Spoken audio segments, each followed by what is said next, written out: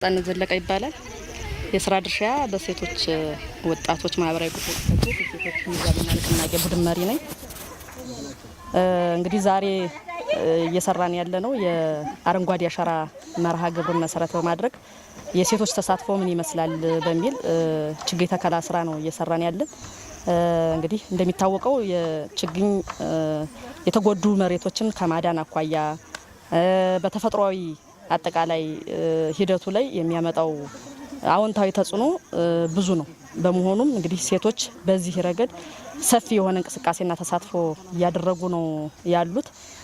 በመሆኑም የሴቶች ተሳትፎ ያለማንም ጎትጓች በአረንጓዴ አሻራ ተሳትፏችንን አሻራችንን ማስቀመጥ አለብን በሚል መርህ በርካታ የሆኑ ችግኞችን እየተከልን ያለንበት ሁኔታ ነው ያለ። በመሆኑም በሚደረገው አጠቃላይ ሀገራዊ ንቅናቄ የኛንም አስተዋጽኦ ለማበርከት እየሰራን ያለንበት ሁኔታ ነው ያለ። መልካም እንዲው መቼም እንግዲህ